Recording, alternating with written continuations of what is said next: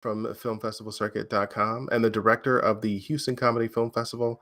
I'm joined today by screenwriter Aaron Ryan Sciortino, and we are going to talk about his screenplay, Let's Go to the Mall, which has been nominated for the Best Screenplay Award. Huge nomination for you. How's it going? I'm good, Michael. How are you? I'm good. I know it's early here. What time is it there? It's 10 p.m. here. All right, where are you located? I'm in Melbourne, Australia. It's always great to see how far the festival reaches across the globe, and here we are, thousands of miles apart, and we're talking about your screenplay this morning. Congrats on your nomination. Thank you, Michael. So I got to ask, break this down in your own words. What is this film about? Please give us your synopsis. Yeah, to sum it up as briefly as I can, it's an action comedy story about two stoners who run into trouble after trying to buy drugs on eBay. And so they end up spending all day hanging out at the mall together while they hide from an angry drug lord who's trying to kill them.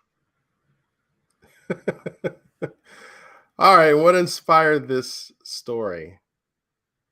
So I'm not sure if you may have noticed, but a huge inspiration for this was actually Kevin Smith's film Mallrats. And the way the whole idea came to me was just this actually came about 5 years ago, just after I finished high school. I just started brainstorming a bit about. I was thinking if I was to have my own camera, I thought about whether or not it was possible to make a feature film with basically no budget at all, other than just a camera, some recording equipment, and that's it. I started brainstorming a little bit, thinking what kind of story could I create with like no budget, no help from a production company at all. And yeah, I thought about Kevin Smith's films, how they're all so low budget. I thought about Mallrats, and I felt like that whole concept of two guys hanging out at the mall together could actually be so great for a film with no budget because it's so easily achievable, and at the same time, a shopping mall is actually a really interesting location for a film, which would sort of make up for the low budget.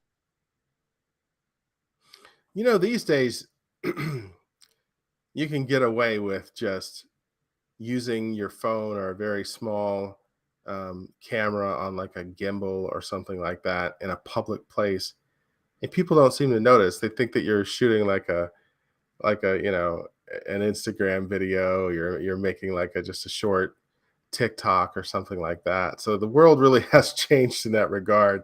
That you don't draw Yeah. security as much as you did in the old days with a big old camera. Um, what were you thinking about shooting this with? Am I on target with that?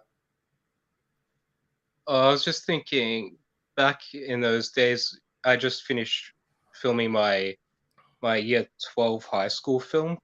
We just we used this like really old small little video camera. Wasn't yeah super high tech, but I was just kind of keeping in mind like if I had that camera, if I had access to it, what would I do if I tried to make like a feature film using that camera? Hmm. Interesting.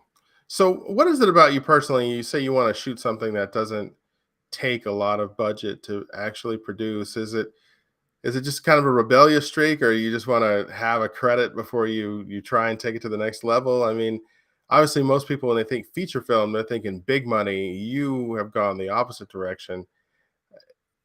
Talk about that a little Yeah. bit. Yeah, just at the time I had these ideas. This was a couple of years before I started going to film school. I guess at the time I didn't really have many ideas of how I could actually get myself into the film industry and get funding from production companies. And so at the time I kind of felt like if I were to buy my own camera, do everything independently, that would sort of be the only way that I could get like a feature film made. So, Did you have anybody in mind when you were writing these characters? Did you just always assume that you'd be playing in the film yourself, or what were you thinking? Yeah, just when I initially had the idea 5 years ago, I didn't really plan out who the characters yet. I just had the idea come to my mind of filming a movie of friends hanging out at the mall all day. And when I started writing this screenplay, it was actually just after I finished filming The Grass Cutter. And you can't really tell too much from reading the screenplay, but it's actually set in the same universe. So I decided to write it to be the two characters from The Grass Cutter. I like that. I like that. And every time I think about writing something for a universe, I think of like DC or Marvel. But it's great to think about that conceptually these days. What else are you working on in this universe?